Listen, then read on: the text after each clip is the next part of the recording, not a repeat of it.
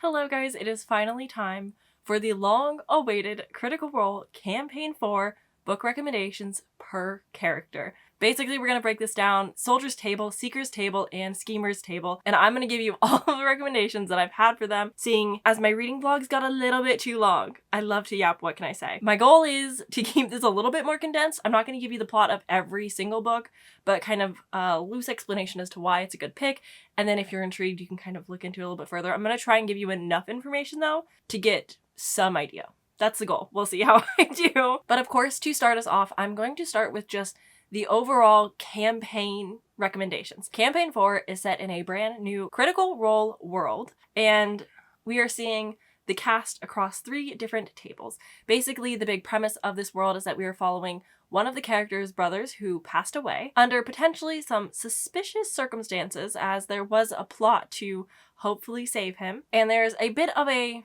murder mystery to it, if you will. It's not like that huge of a plot, but it is a big part of like, how did this happen? Who are all the moving parts in this world?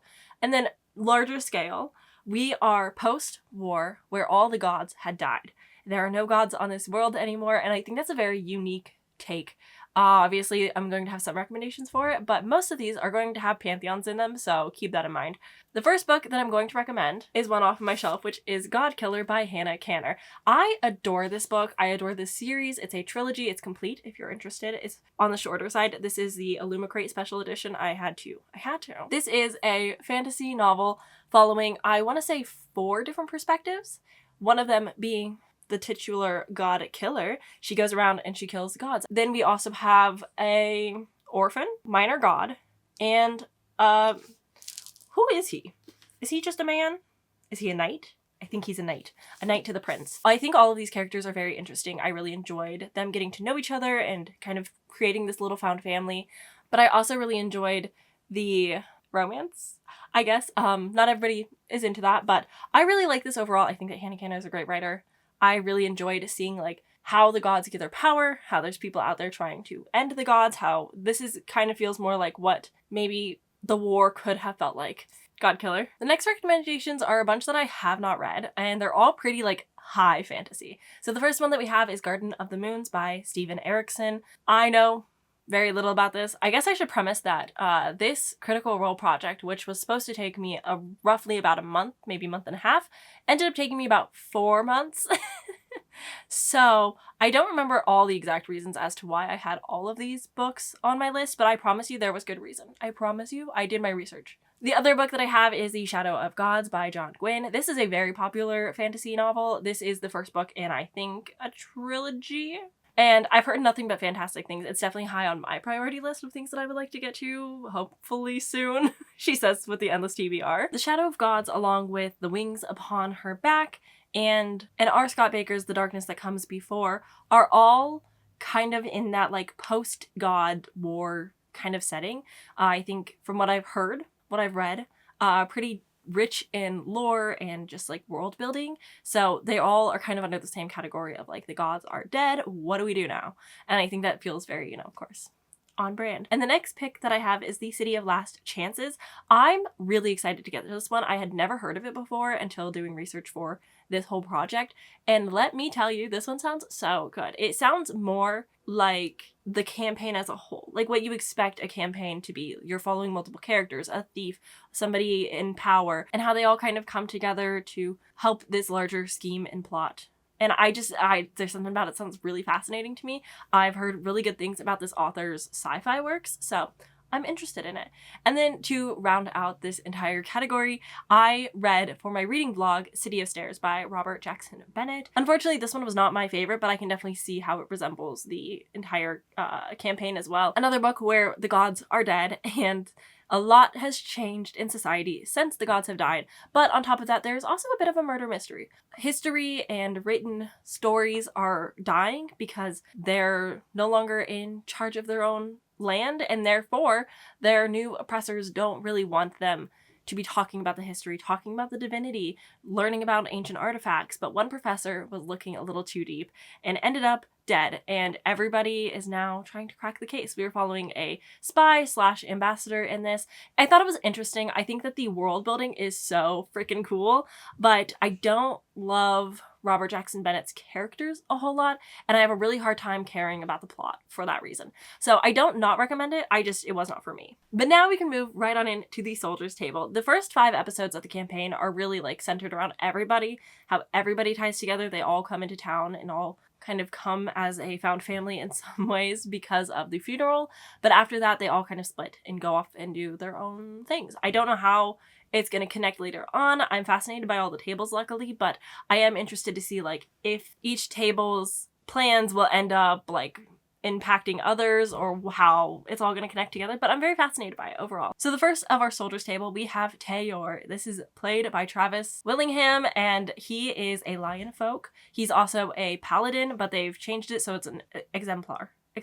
And so he's basically a paladin class. I have a few recommendations for him. First off, the book that I read for him was Ashes of the Sun by Django Wexler. This is the first book of a series, many of these will be, and is also a high fantasy tied strongly to the Star Wars universe. So there is the same type of magic system, if you will. There's force and lightsabers, but also we have siblings who after rough childhood got separated and have not seen each other in a very long time, but happen to be on 2 different sides of a civil war. I think it's a very interesting premise, very cool setup. Tayor is on a journey to find his brother Sid and figure out what's going on there.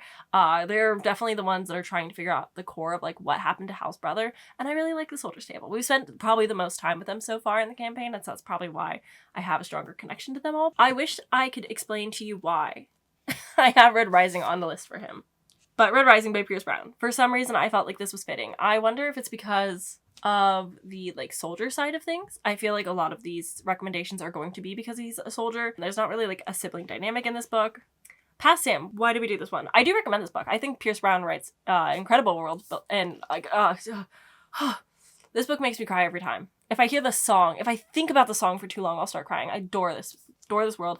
Cannot wait for the next book. The next 3 books are kind of all under the same umbrella. We've got Redemption's Blade, we've got The Ember Blade, and we have The Curse Chalian? I wish I knew words.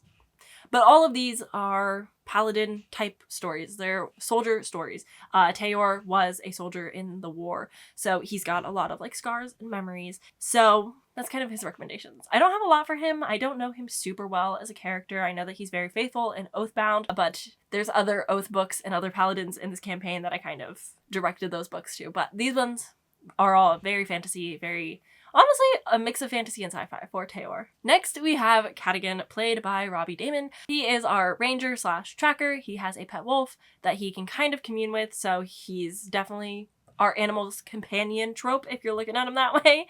He is a rough and tough and dirty man. Like dirty. Like everybody comments on his stank. I would say the first book that I'd recommend for him is Dungeon Crawler Carl. I know, it's popular. It's everybody's reading it. Everybody's loving it. I think you would too. It's very lit RPG, so it's very video game styled, but also is a dungeon crawler type of story. They're actually making an RPG, so if you've got friends that you want to play a game with around the table, it sounds and looks like a lot of fun. Dungeon Crawler Carl is honestly like the epitome of like your tough macho man. He probably smells real bad down there, and I think it's a very fun concept. It's got a lot of deeper conversations happening in it with like the anti-capitalist of it all, but also having just like heart and getting to know characters, but also feeling kind of jovial because it's a little bit silly in its premise, and so it's not like ever too terribly heavy. I know this book has a lot of criticism as well, and I think that's valid, so make up your own mind if you wish to read this or not, but just be aware that some people don't like the way that Matt Dinniman depicts certain people, like fat people and what have you, so just be a little aware going into it with that. The next book that I have for him is a Joe Abercrombie. I try not to do too many, like, you won't see a Robin Hobb, you won't see a Brandon Sanderson, you won't see Lord of the Rings, you won't see like the very large fantasy that everybody knows and loves because it already kind of applies to everything, so I didn't want to include them and talk about them. I did end up going with, I think, The Blade itself for this. I think it was like, you know, a good enough pick for Cadigan. I wanted to kind of beef out his picks a little bit better, but it felt fitting to me and I thought it was like a good fantasy little pick, but obviously very popular. Cadigan is also an ex-soldier, so Black Wing is another pick that I wanted to have for him. I have not read this. I would be interested to know what people think of it. Based off reviews that I had read, I definitely am interested in this one, but it definitely seems like that fantasy for men, if you will. Like, it's definitely got that grit to it. Next pick is actually a young adult, if not middle grade. I don't remember. But Ranger's Apprentice. I had to get a book that had like a ranger, somebody who uses a bow and arrow, just like does the tracking, and I needed something. I feel like, and maybe correct me if I'm wrong down in the comments, but I feel like we don't have that many ranger-esque books out there in the fantasy world, which seems kind of crazy. It seems like a very generic, like, common thing that you would have, but I don't know. The last one that I have is the pick that I had read for Cadigan, which is actually a romantasy, although there is no romance in Cadigan's life at this current moment in time. I read White Horse, Black Knight. This is, again, a romantasy. It's got a lot of tropes in it, so if you like your tropes, it feels natural to the plot. It didn't feel like so out of there, like the author was trying to shoehorn tropes into it, but this is also a bit of a backlist title. But we are following our main character, and she has the ability to talk to animals. She has been God-kissed, so she can talk to literally every animal you could ever think of. They're all there. They're all present. They're all helping her. And she is on a bit of a journey with a bodyguard type character who is nicknamed Wolf. He's also a stinky man, and he's pretty tough. It felt very fitting when I was reading it. I was like, yeah, this feels Cadigan, but also, like, because it's a romantasy, feels so far from him. But hey, the ladies love Cadigan, so maybe it's not too far off. Next up, we have Thimble, played by Laura Bailey. This is our rogue fairy character in a world where gods are dead, but there is a lot of fae, but the fae are also very unwanted and undesired by many, and are kind of being kicked out of their homes and sent into the woods. I think that Thimble is such a fascinating character, like, definitely one with, like, a bigger arc, a bigger play in the world at this current moment, just because Thimble was best friends with the dead man, and Thimble also was involved in a lot of the thieving that brought Valus to the party, and so there was a lot of mixing and mingling that Thimble has done in her past that has brought a lot of ire to what's happening now, but also, because of being a fairy, has a lot of strong roots to cultural happenings and makes very large impacts on people and knows a lot of people. Networking, huge. Unfortunately, there's not a lot of fae books that feel true to Thimble. I will put it out there that I recommended these books. They're not like strong, true recommendations, but Knock Knock Open Wide, and if you like romantasy and erotica, Savage Blooms by S.T. Gibson. Both of them have very, like, good fae lore to them that feels a little bit more true, where it's not necessarily the fae that can take their heads off and put, like, happy or sad faces on depending on their mood and what's going on and if they're being fed, but definitely go down, like, that path of, like, having some, like, interesting lore from, like, the Celtic side of things. But in true Sam recommendation, I am giving you fae books. I'm giving you the fairy books. The first book that I'm giving you is The Cruel Prince by Holly Black. This is a very, very, very popular young adult trilogy, and I adore it. I really like The Cruel Prince. It is technically a bully romance. I would say that it is a fantasy romance, not romantasy. There's no steam or anything, but there's definitely a romance. And it's very tender, very sweet, but also, like, oh my gosh, heartbreaking. But in this, we have a very strong character who becomes a spy and has a lot of agency in her story. Jude is truly who I think a lot of young readers should be aspiring to be similar to. Maybe not fully, but, you know, close. I think that Jude and Thimble kind of resemble each other just with the way that they are strong-minded and not afraid to put themselves in danger, but also, like, are making moves behind the scenes. Like, they're gonna be a part of the world, the politics, thieving, cunning, sneaky, doing all the things. I really adore it. But there's also, like, a larger plot going on in The Cruel Prince. I just really love this book. In a similar tone, following fae, but really going in on that rogue class, we have Throne of Glass by Sarah J. Maas. I know people don't like her. Hey, we all have our right. I am buddy reading this with my friends if that was not the case. If we weren't doing a travel-y book buddy read, then I probably wouldn't feel so inclined to pick this up. I know people love it though, and I know people have, like me, I also have problems with Sarah J. Maas. Hard to say, but we're following a rogue character, and there's not a lot of those that feel true. We are told that the main character is so strong, so brave, so sneaky, such a good assassin. It's debatable, but is a fascinating character to at least follow. And overall, I do like Throne of Glass. I think definitely reads a little bit younger. Sarah J. Maas wrote it when she was 16. I have, you know, not a whole lot to say about it. It's very popular. I'm sure everybody has read it, but in case you haven't and you're interested in a fantasy romance that definitely is going to grow in plot, just starting out, you're really getting in on, like, assassin games. The next book that I have is a book I have not read. because fairies. But I have a friend who read it and she really enjoyed it. So The Wings of Starlight by Alison Saft. This is said to be like a Pixie Hollows Disney type fairy read. I'm very intrigued by it. I do think it is also classified as romantasy, but I'm not 1000% sure on that. But it seems cute. It seems very fairy. There's not a lot of books where your main character is just like a classic fairy pixie type. Most of them are like shape-shifting fays with pointy ears and they're brooding men and like rock hard abs, and it's not really what I was going for when trying to find Thimble recommendations. But my final pick for Thimble is also the book that I DNF'd in my video, which is Master of One. I don't not recommend it. It is very fae. There's really cool fae lore, like a cat with 4 eyes so that they can see their enemies better.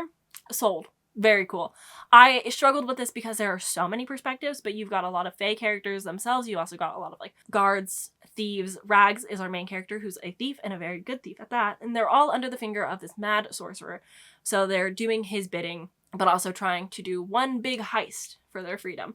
I think that is a fine plot, fine setup. It is young adult, I believe, and setting up a series, but the series never happened. So I don't know if the ending really feels quite as satisfying, but it definitely felt like a start to something, you know? But those are all of my Thimble picks. I would love some more like thieving fairy books. That sounds right up my alley. And there's just not very many that I could find. Our final two for the Soldier's Table, we have Tyranny and Vikander. So Tyranny, I have probably my biggest pick. If I had not read this before, if I had not loved this, give it 5 stars, rave over it every freaking time, every chance I get, I would have read this for the video. But Thrown in the Dark by A.K. Caggiano, look no further. I literally got an Allure subscription just for the series. That's how much I love it. I didn't own these books before this and I needed a copy, especially you're gonna give me a special edition? Like, yeah, I'm gonna get on that. Thank you. I love this series. I read it when it was still being self-published and then we got these special editions. I'm just so obsessed. Anyway, in this we are following Amma, a sunshine, bubbly little blonde who is trying to steal a scroll to get some type of power to, you know, better her life. And then on the other flip side, we have Damien, who is a half-demon prince, and he is trying to save his dad from a little ruby crystal. Similar to Dimension 20's Fantasy High, if you know, you know.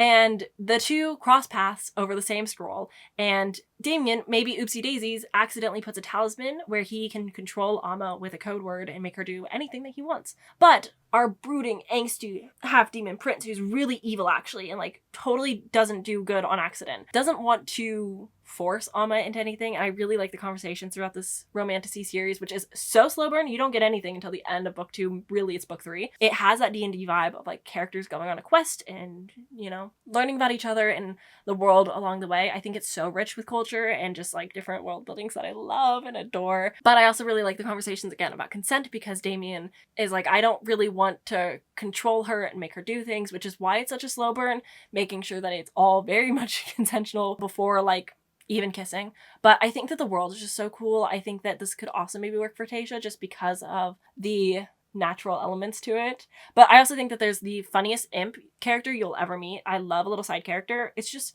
oh, I love this book so much. It is one of my favorites in the world. The next book that I have is The Amulet of Samarkand.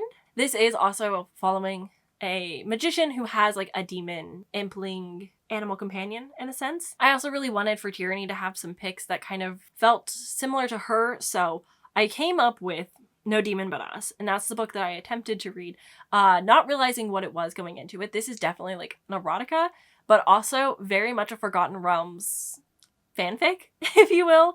It's not fully fanfic, but the world building is very Forgotten Realms. It's very much plot, just taken right out of that.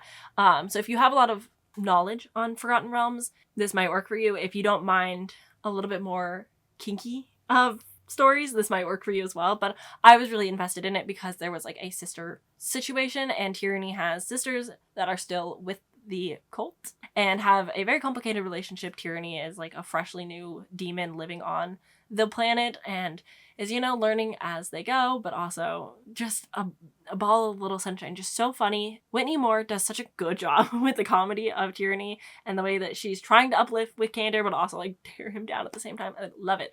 But I wanted to get a couple recommendations based off what Whitney said in one interview before the campaign had started, saying that Tyranny is like a hot, horny, sad girl. And like, if that is not room for every weird lit fic you could ever think of, I don't know what is. So the other 2 books that I want to recommend for Tyranny would be Circe by Madeline Miller, and then also My Year of Rest and Relaxation by Otessa Moshfegh, because they just are good, like, weird lit girl fic kind of stories. And I think that Tyranny might read these herself, but also can still kind of relate to her as like a character. I would love more demon books, to be honest. I do think that Throne in the Dark is like the pick because there's comedy in it.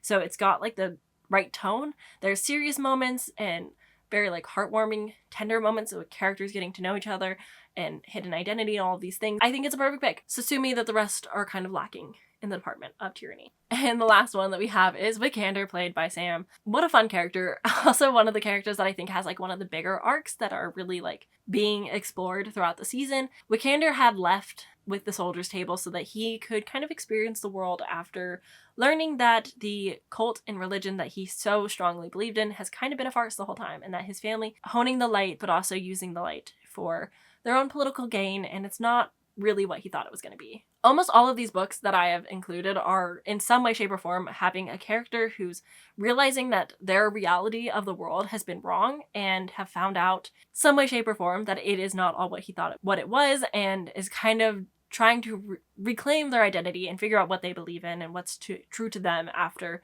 finding out that everything has been false and everything falling apart around them.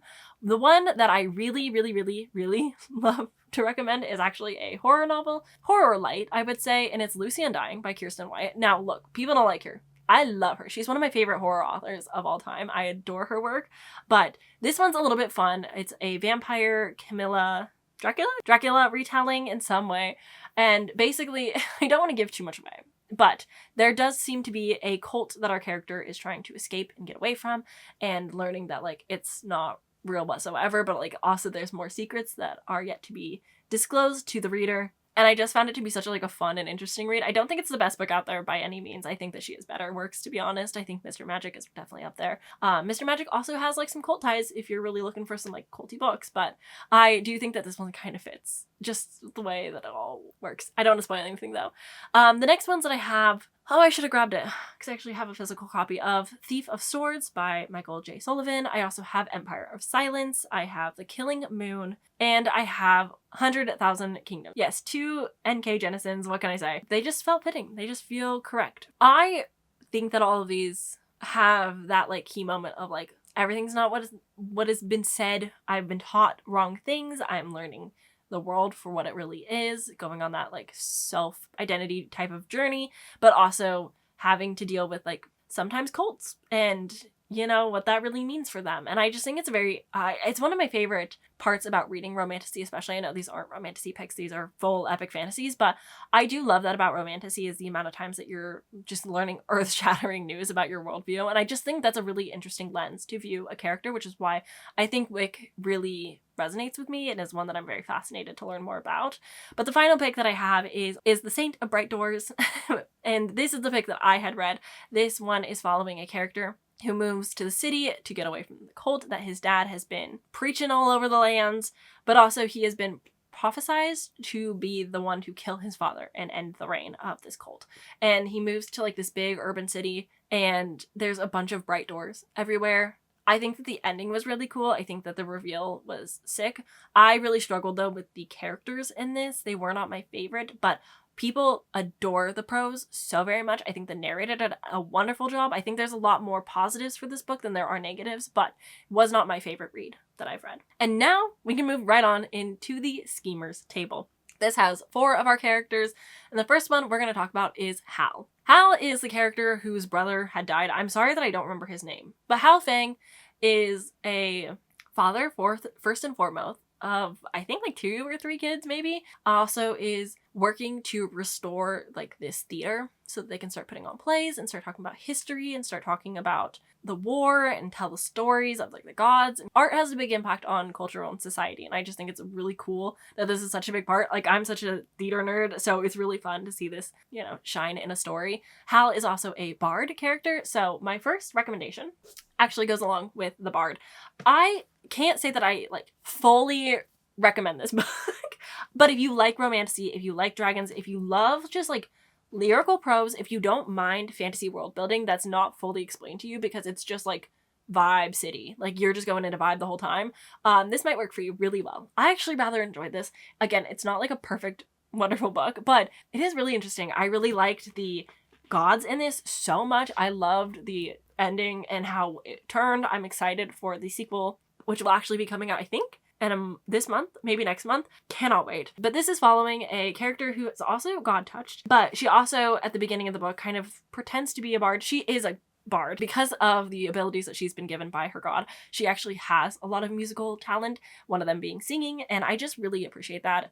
There's not a lot of books out there where you're really following bards. We will talk about the next one here soon, but this one has just very purple prose. Like sometimes the words don't make sense, it's so purpley in prose.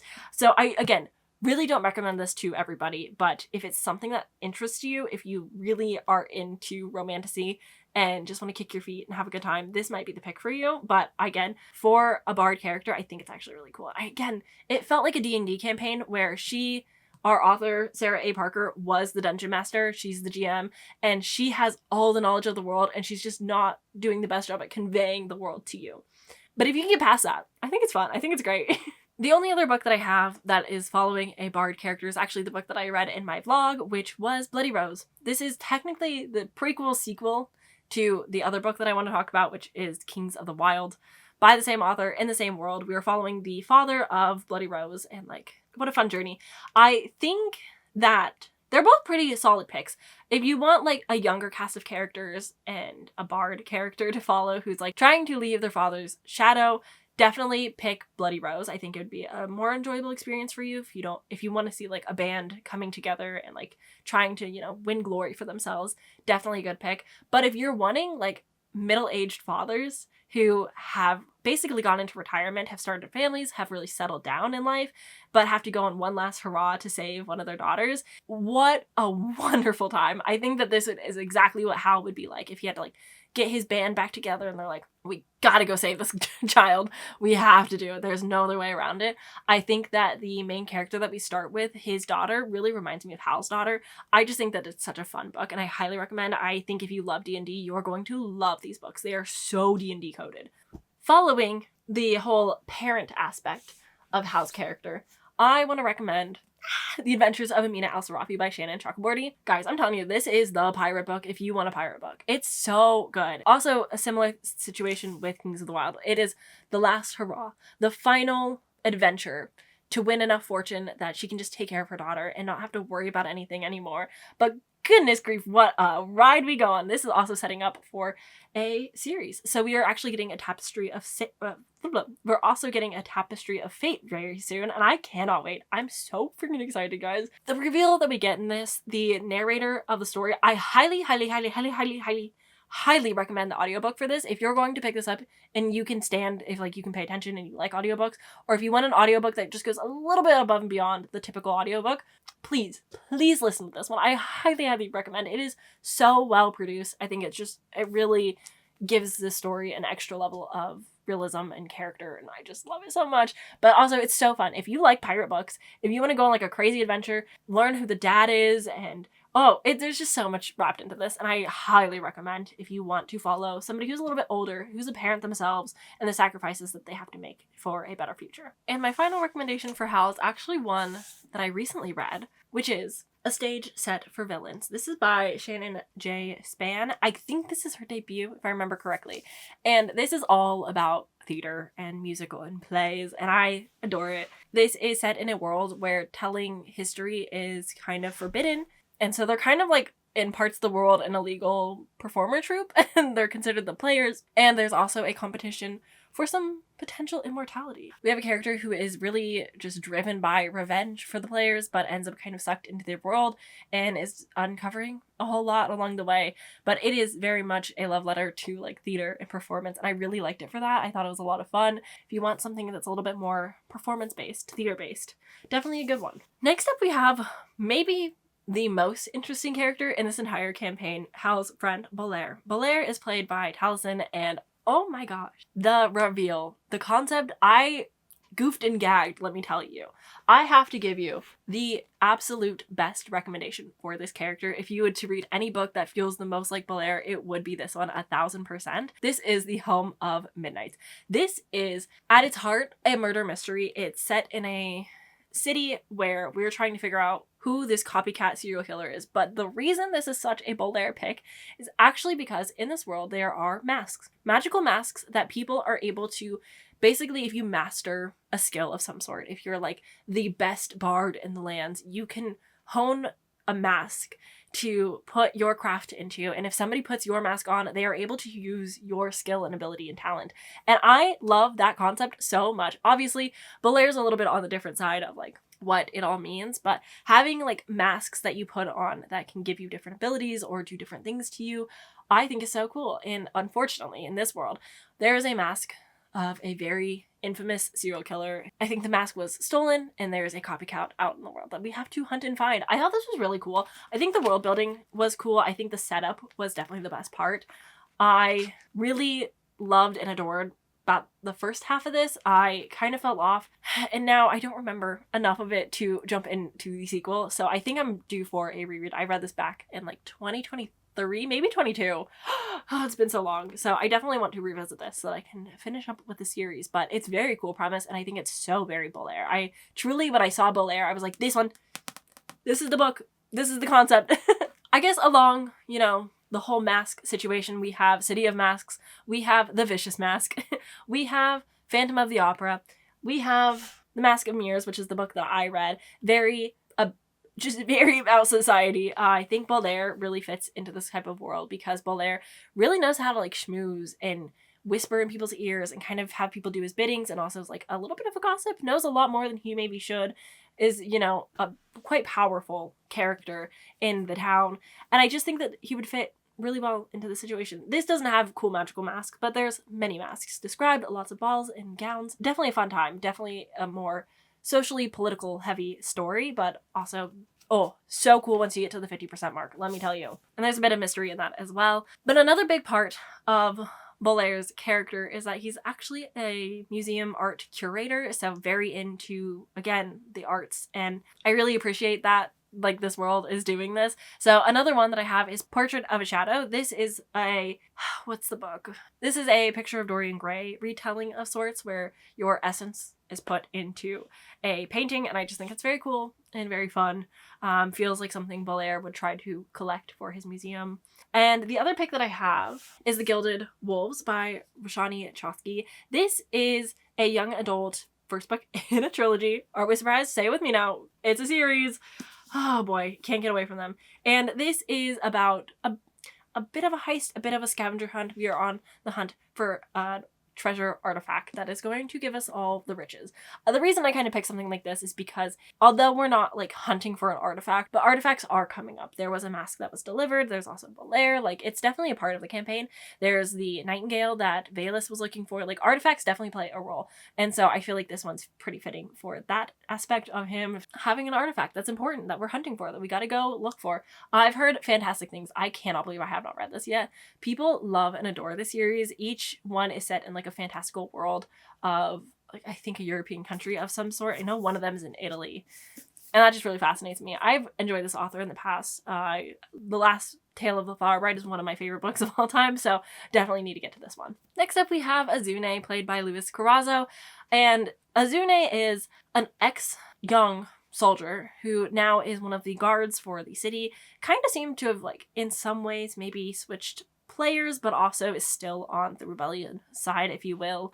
I have a few recommendations for him. One of the things that Louis said during the pre-interview phase was that Azune was like a very like analytical character, could kind of pick up on behavior, but also was like in a way kind of like a cop, like a city guard type character. So two of the books that I wanted to recommend, technically three of the books that I wanted to recommend, were based off that like one tiny little phrase that he said about like almost behavioral analysis. First one being Stalking Jack the Ripper. Not so much because like the mystery, the plot have anything to do with Azune, but the side character, oh, Chloe's gonna get so mad at me.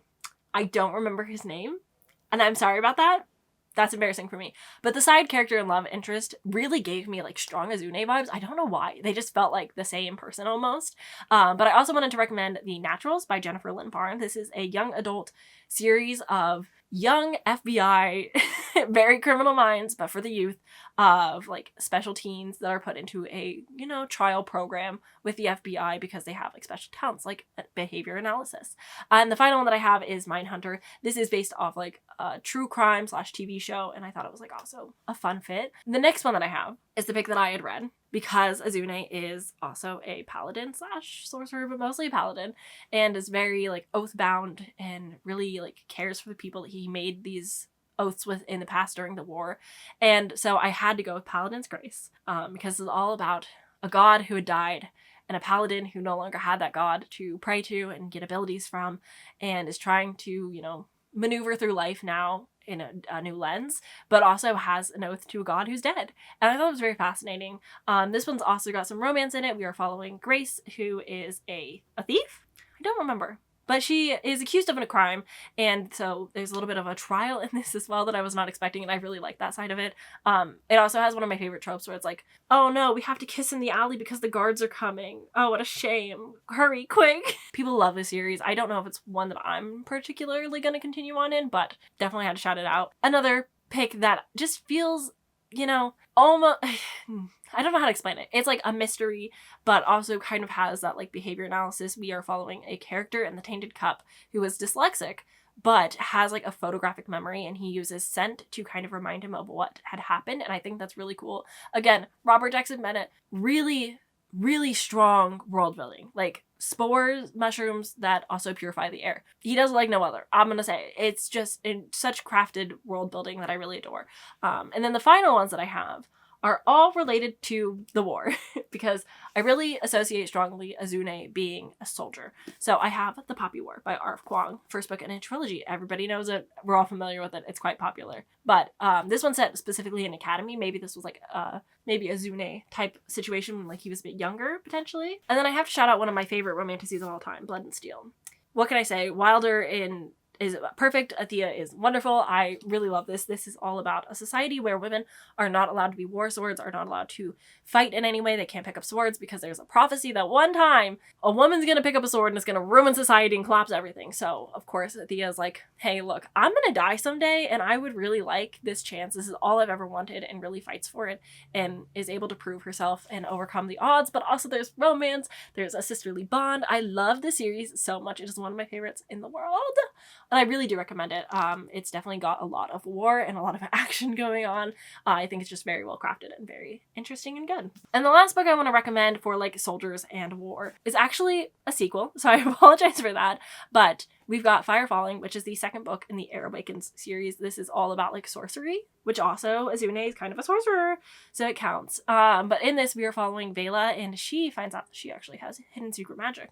She's just trying to like live a nice little quiet life in the library, but unfortunately magic is bestowed upon her in a very, very traumatizing way. And in the second book is when she's going to the front line. She has to use her specific abilities to help change the direction of this war, and so she is out marching to the front lines as we speak, and then it kind of gets a little bit war focused in some ways. It's definitely got a lot of, oh my god, the yearning in this book really did it for me. I love the romance so much. I've had such a blast. Heir Awakens is such a fun series. I cannot recommend it enough. Okay, I actually have to go see Project Hail Mary, so I will come back probably after the movie if I'm not like so dead tired, and I will finish this. I think we got about 5 characters left, so I will see you guys after Project Hail Mary. Hi. Slight continuity error, I know. I'm the worst YouTuber, what can I say? I left the movie last night so late, and I cried way more than I thought I was going to. It just was not in the cards to jump back on camera right after, so let's just pick it right up. Picking up where we left off with the Schemer's Table, we have Murray, played by Marisha Ray. Such a fun character. I'm so happy to see like a dwarven woman, full beard, titties out. Masterful. I feel like because Murray is a wizard, but also kind of a professor, a lot of these are dark academia adjacent books. But the first book that I want to recommend is actually called, I think it's just titled Dwarves. And obviously I really, really, really wanted to have some type of fantasy novel that like centered dwarves. Obviously like Lord of the Rings, whatever, like there are some out there, but this was like the big one that I really felt was tried and true. I also want to shout out the book that I had read, actually the series that I had read, which was Rat Queens. This is a graphic novel series, very D&D. It's like a merchant guild kind of going on these different quests, and one of the characters, Violet, is actually a dwarf. In the third volume, she grows out her beard, she goes on quite a journey, but they're a band and they go on a bunch of different quests. I think that it's overall like a pretty solid series. I had a lot of fun with it. There's definitely some crude humor in the series, and it's about women, but obviously very much written by a man, and you can kind of feel that sometimes. I also want to say that one of the artists in the earlier issues, POS, abusive, terrible, and the author of Rat Queens stood by his artist during all of that. So, you know, think about like where your money might be going. I rented all of these from the library, so that's kind of how I was able to justify it. I also learned all of this whilst I was reading after the fact, but just so you have the information to make an informed decision.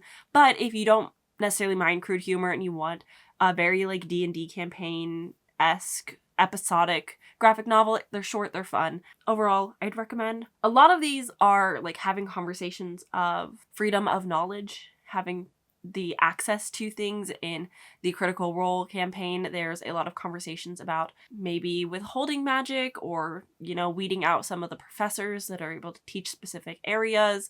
It's definitely a fight that is going to be ongoing. So the first book that I want to recommend is a very popular one. I'm sure you've all read about it, heard about it. This is The Will of the Many by James Islington. I actually haven't read this yet. I know, I really need to. I plan to soon. It's just, you know, she's a little chunky, so I will get to her, but I'm very excited for this one. It's like a pyramid scheme, and people have their will, which like feeds power to those higher up on their pyramid. And I'm very intrigued by this. It's like a guy going in and trying to take the system down from the inside. The next one I have is a 5-star that I absolutely love and adore. Another very popular dark academia. This is Blood Over Bright Haven. I love this book. The main character, yes, she is unlikable, unlike our Marie, but I think that this has some very good conversations, and I just really was so into the magic system of it. But also, again, it's like there's a hidden agenda, a plot going on, and our character is kind of learning the truth in a little bit of a world-shattering experience, just being like, no way is everything that I've been told false. No way are we the bad guys. That can't be. And, you know, having to face that and make pretty large decisions on how they want to move forward with that information and knowledge. I think this is a brilliant novel. It is a little bit on the nose, but I also think in this reading climate, it's kind of helpful to have a book that's like, here is what I'm saying to you. Understand it. But I adore this book. I thought it was so good. Now, both of those are following students specifically, so I wanted to recommend one that is following a professor. This is a sapphic dark academia following a professor in a school that studies all about like demons and sigils and implings, but also has a deadly education type of vibe where there are things lurking in the shadows. There are imps who, if they're able to get in, can kind of, oh boy, bring a whole lot of terror. But I really enjoyed The Incandescence. It wasn't like a favorite book of mine, but I had a lot of fun with it, and I really liked Emily Tesch's writing, and I would recommend it. This was a fun time, and it's nice to get like the professor's experience, like them teaching the class and seeing how they're saving the world rather than the students. Overall, did enjoy that. And the last dark academia recommendation I have for Marie would be The Book That Wouldn't Burn. This is also another very popular fantasy novel. It's the first book in a series.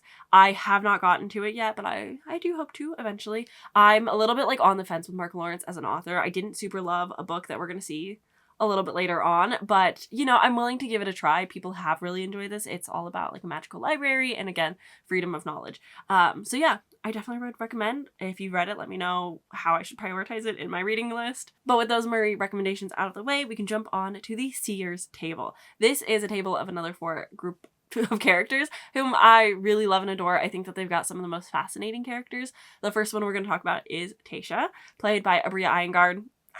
I just read her the first volume in her like web series, The Fade. Having a good time. Hope to continue with that soon. But first book I'm going to recommend is the book that I read in my video, which was The Jasmine Throne. This is by Tasha Suri.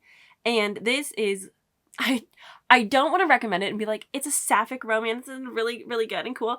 Because it's, yes, there is a sapphic relationship in it, but there are so many perspectives. This is such a large scope fantasy, very political heavy, but I really enjoyed it. The reason I picked this for Tasha is because of Tasha being a druid and having an affinity for nature magic specifically, and this has some nature magic going on. There's some, it's not so much like super heavy nature magic in the first book. I think the second book will definitely bring that more to the forefront, but this one does have a land problem, a plague problem, if you will. It's called the rot, and it started out in the farms. The trees are dying and it's infecting the people, and so now people have vines running through their veins and eventually flowers sprout out of their eyes. It's a very interesting perspective. So I think in the sense of Tasha being a mom who felt a calling to go on an adventure to heal the lands, I also think this kind of works for that as well, because there is a sickness that's going on and we have to do something about it. But there's so much more to this than what it sounds.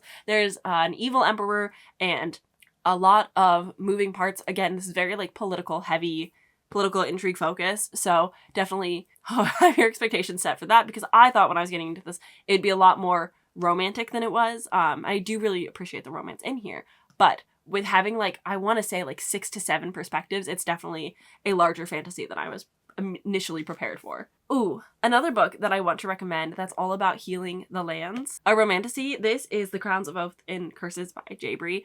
I love and adore this book. I think about this book probably more than any other book in the entire universe. This is the truest form of an enemies to lovers you'll ever read in your entire life. He literally calls her it. Basically, in this, we have our main character. I don't remember their names. That's my bad. But we have 2 of our main characters, and they are fated mates. They're meant to be together. They are able to speak telepathically to one another. She, being a witch, who is basically demonized in this land because the witches are being targeted for being the cause of the earth dying, but also being the cause of the elves being cursed. And the elves, her love interest being one of them, I think he's like the prince of the elves to be more specific, but basically they are super prejudiced against the witches, and hence why he calls her an it a lot. But I love this journey. She is such a powerful main character. She is so kind and caring and so good with the land and so good with magic that it does feel similar to Tasha in that way, but at the same time, oh boy, howdy, is this a slow burn. Oh my gosh. I want to say, like, read this if you like an enemies to lovers.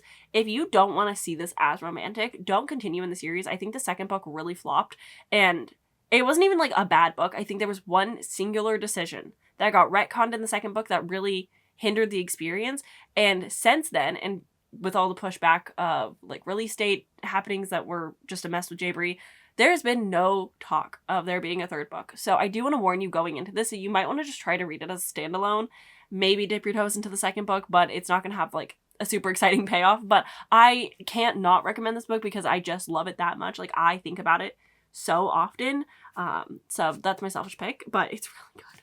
Another recommendation that I have for like a druidic magic is The Daughter of the Forest. I haven't read this yet. I'm waiting to be in like the right headspace for it because I do know that some of my triggers, specifically around sexual assault, are in it. So do be careful going into it. I've heard that it's handled with care and it's not like too descriptive or too deep with it, but it is like a constant conversation throughout the book, and so I just want to be prepared when I go into it. But I've heard nothing but wonderful things about the series, and so I'm just really excited to eventually get into it. But I also know that it's a retelling of the tale where the brothers all turn into swans. I think that's the tale, or she turns into a swan, but she's like deaf. I'm getting it confused because I think I have 6 Crimson Cranes on my shelf, which I've read, and that's, I think, following the same like initial fairy tale, also retelling. But then I also just think that that's the plot of the original, and I don't know if that's the case. Next book that I want to focus in on is a book that I also forgot to grab, but is all about putting duty over family, seeing as Tasha has left her family, like has a kid with Hal, but has left to go on this bigger calling, this higher mission, just doing what needs to get done. And I think that's a really interesting character choice, and I'm really excited to see that explored further, especially as Tasha is traveling with Julian, who's like kind of training her son. Incredible. Anyway, I want to recommend The Sword of Kaigan. This is following, from my understanding, and I haven't read it yet, I know, bad on me, I will eventually. I think I just get so intimidated by chunky books that I need to get over it, but The Sword of Kaigan, I'm pretty sure, is following the mom, the dad, and their kid, all going on different adventures, and I think it really focuses on like the parents in it and their higher missions and what they have to go out and do. But I've heard nothing but fantastic things. This is a very beloved book. Similar situation of like family members going on a quest, leaving their family behind. I'm recommending Gods of Jades and Shadow by Sylvia Moreno Garcia. I want to say this might be her debut. I can't remember. But this one is all about like Mexican folklore, but also, you know, leaving your family behind. I'm very intrigued by this. This is one of those books that I picked up and have refused to read because I'm like, it's going to fit for a readathon prompt someday, and it's going to work because it's going to have so many things that I need it to work for. And then every time I don't think about it. It's crazy when you put something on your shelf and you're like, nah, it's just there. And the final book I want to recommend is kind of going more that like activist route. And I want to recommend The Hate You Give by Angie Thomas. This is a young adult. I can't remember if this is told in verse or not, but this is a young adult story. Very hard hitting. Definitely like buckle in, strap in. It's gonna hurt, but it's gonna feel good. It's gonna be worth it. I know that there's I believe a prequel to this as well. Highly recommend. I think everybody should read it. I think that is a fantastic book if you're on a journey. If you're waiting until October, that's fine. But if you're on a journey just in life to read books that are constantly being banned, I think this is a fantastic one to pick up that everybody could really get something out of. So I definitely would recommend it. And then we can move on to Sir Julian Divinos, played by Matthew Mercer, who has stepped away from the GM behind the screen to be one of the players for this campaign, which I think is just such an interesting choice. And I'm really excited to see how that plays out. I wonder if it helps give him a little bit more time to like be a human, not having to be so involved, but also interesting that Brennan's taking up the mantle. Anyways, doesn't matter. Just a very fascinating decision. I have for Julian our fighter rogue, who is very much a bodyguard to the Lady Ernesta, and so I wanted to recommend some books that were really giving bodyguard. The first one that I read for my reading vlog was A Taste of Iron and Gold. This is a male-male romance with a bodyguard and a prince. Very fun, very interesting. It's a standalone fantasy that I had a lot of good times with. I really like the characters. I think the plot is cool. Having like this magic metal affinity was very cool as well. Similar to The Bodyguard, I also want to recommend Guarded by the Nightmare, and I also want to recommend This Vicious Grace, which I should have also grabbed. I own so many of these books and I still wasn't able to collect all of them. Both of them having some bodyguard romance. Not that Julian is having romance in the series and the campaign so far, but you know, it's pretty common that, you know, your literature, your fiction is going to skew in romantic territories. It's hard to avoid, but it is a big part of life as well, so sorry about it. I also wanted to recommend The Everking, which is almost the book that I had picked to read for this. I can't fully remember why. I don't think it's a bodyguard romance, but this is definitely romantasy. It's more pirates though, but still kind of have that like rogue fighter essence to it. I'm looking forward to reading this one, hopefully in the next couple of months. I would like to just binge the series. The other picks that I have, you know, following that like tough fighter exterior, I have The Rage of Dragons, which is a little bit more war focused. Very big, epic fantasy, but I've heard fantastic things about it. And I also want to recommend The Red Sister by Mark Lawrence. This is the book that I was mentioning earlier that didn't super work for me, and is kind of why I'm like, I don't know about Mark Lawrence, but people who really like the series love the series. I think it's a little bit hard to get into, but I also think that the concepts about it are so fascinating and interesting, so I do want people to try it and pick it up if it sounds good to them. But like, it is one of those things that like I can't fully recommend just because it didn't work for me, but I think it can work for a lot of people, and I wanted to shout it out. I also wanted to shout out that I also recommended Paladin's Grace for Julian because he is also like oath bound and following an oath so strongly. But of course I've already recommended this for another character, but I do think Paladin's Grace just works for a lot of characters just in general. I am really looking forward to see more of Julian, seeing more of what Matt does with this character.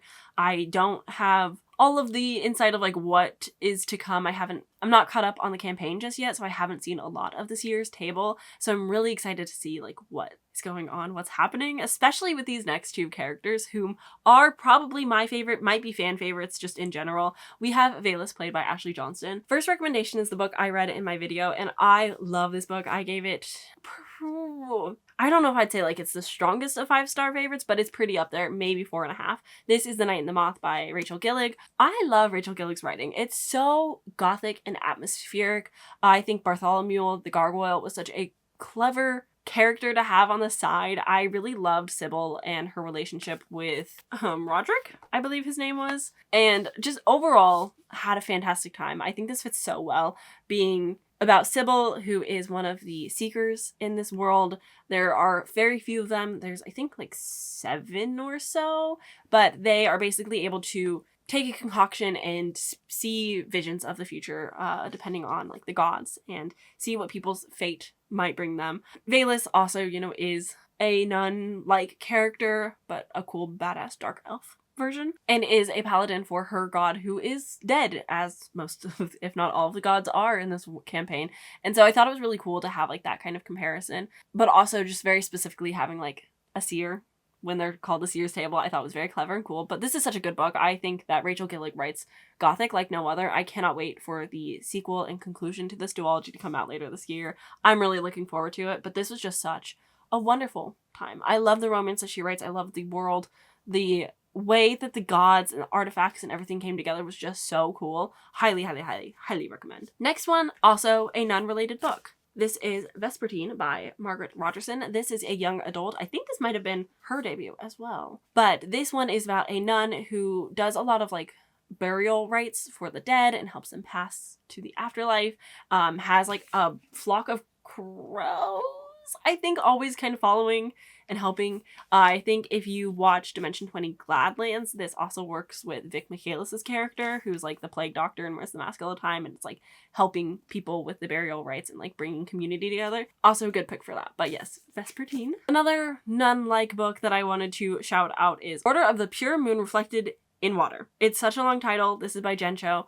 I read this years ago, like so long ago. It's on the shorter side, and it is following like a non-adjacent character who's kind of piggybacked on a ragtag team who's like traveling and is helping them with their hunt of an artifact. And I thought it was very well written. It's very like just beautiful prose. It's a very fascinating lens to look at the characters, and I just overall had a really good time and really recommend it. And the final pick that I want to recommend fits for both Valus and also our next and final character, Octis Deconis. We have Gideon the Ninth by Tamsin Muir. I had to. This is always pitched as necromancer lesbians in space. I also know that there's like a space haunted house of some sort. I have not read this yet. People say that it's a little bit complex, a little bit confusing, and you kind of just have to be in for the ride. But I also really like vibe-heavy books, so I feel like I could probably handle it. But I'm also aware that we're at some point going to get a 4th book, and do I really want to start a series knowing that there's been some push on the 4th book coming out and then forget something that's already like maybe confusing? I don't know, but I've heard fantastic things and I would really like to get to this. Obviously this works for Octis because of the whole like necromancer part, but I think just the vibes and Gothic fits both of them very well. Now I probably have the most recommendations for Octis just because Alexander Ward is playing such a fascinating character, a wizard necromancer who has such an interesting arc early on. I don't want to spoil anything, of course, but I will say that having just like Pip alone, like this fox that's like different foxes put together, wonderful character. I love that so much. And because of the necromancers as well as having like an animal companion, I have to recommend The Bone Shard Daughter by Andrea Stewart. This is the book that I read for my reading blog, and I don't think it worked super well for me, but it is the most perfect comp title I could give you for Octis as a character. Just everything about it really worked out. There is something that happens in the book that I don't want to spoil, but really resonates with him as a character, and also like having the like tough family dynamics of like wanting their approval but also wanting to find themselves and like step away and like be your own individual. Very interesting, very cool, very good pick. So if you really like Octis as a character, I think you should definitely pick up this book and give it a try. Continuing with the theme of necromancer just in general, first one I want to recommend is Bookshops in Bone Dust. This is actually considered cozy fantasy, but if you're wanting something that's a little bit change in pace than all the other recommendations that I've given, basically this is a prequel to Legends and Lattes. It's a coffee shop cozy fantasy. This one set in a bookstore, as the title kind of gives away. And there is a mercenary character who is injured and unable to like go on the next adventure and stays back to help out with this bookshop, but there happens to be a necromancer in town. It's a very cute story. Travis Baldry, the author, also narrates the book. It's a good time. Next one I want to recommend is The Bonesmith by Nikki Pau Preto. I need to do a reread of this so that I can finish out this duology. I had read this when it came out, I believe, and I really don't remember a whole lot, but it is necromancy. It's probably the most necromancy I've seen in a fantasy book in quite some time, and I really appreciate it for that. And I also have this very pretty edition. Final necromancy pick, I have The Bone Witch, another book that I have not read. It's criminal. I've had these special editions. I have the complete series, and I've had it for so long.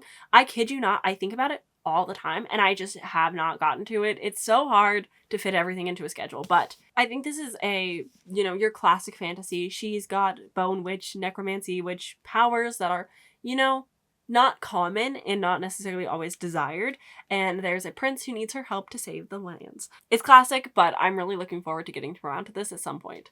The next three that I want to recommend are all more because Octus is the goth kid in the group. He is the goth teenager who, you know, dropped out of school and just kind of decided to go down his own path. Probably worked at Hot Topic for a while. First one that I want to recommend is a romantasy. It's the first book in a series. It's called Anathema by Carrie Lake. It is very popular in the romantasy side of things, but it is your classic girl being whisked away to a fae world and just, oh boy, so much happens. It's a little bit enemies to lovers. It's so gothic, so atmospheric. One of my favorite ball scenes that I've read in a book in a while. I truly think about this book quite often. I want to do a reread of it. I'm thinking about doing a plot recap for it. I can't wait to get to the sequel. I'm so ready to hear like news of when the third book's gonna come out. It just means so much to me and I love it so much. But if you're into romantasy, highly recommend. Another kind of romantasy adjacent would be One Dark Window by Rachel Gillig. I know, same author of The Night and the Moth. I wouldn't go so far as to say like this is so romantasy, but there's definitely like emphasis on the romance in it.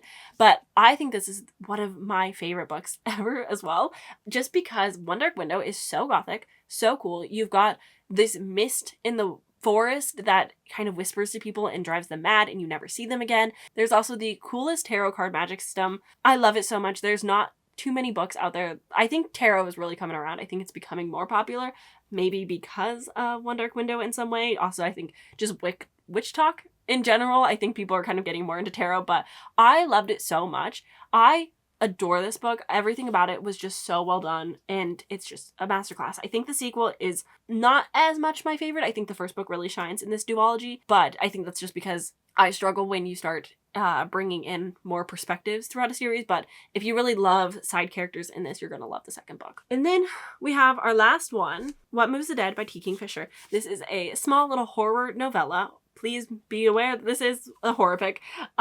This is a retelling of Edgar Allan Poe's The House of Usher. And it kind of just takes his 20-something page story and just brings more depth to it, elaborates on what it could all mean, what it's like, what's really going on. I think T. Kingfisher really did a wonderful, spectacular job with this retelling. I think it was just such a clever way to take the foundations of a story and then like make it your own while still very much taking inspiration and keeping it to its original core. And I think that the twist that happens in this book is so fascinating, and it really just elevated my experience of reading The Fall of the House of Usher into this. It was just such a good experience, and I really do recommend this little book. It's actually the first book, and I think it's a trilogy, but I don't know. There's 3 books out at this current moment. There might be more in the future, I'm not sure, but I highly recommend. And with that, oh boy howdy, all of the recommendations I have laid out for you. There's probably going to be more in the future. I will keep updating my page-bound lists if I read books or find books that really call to me or relate to a character as the campaign goes on,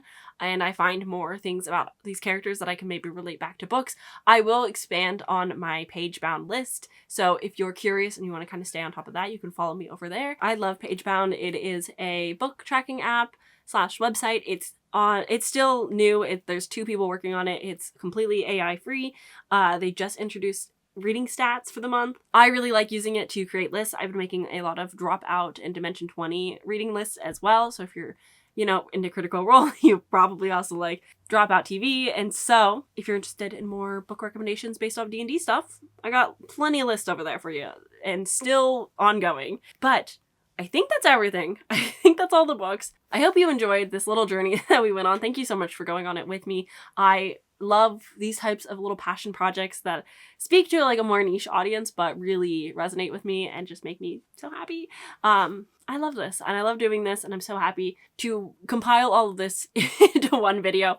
I really talk a lot, and there's way more recommendations than I thought I was going to initially have when I started this. So with all of that said, thank you so much for watching, and I will see you guys in my next video very soon. Please subscribe if you want to see more from me, and I will see you later.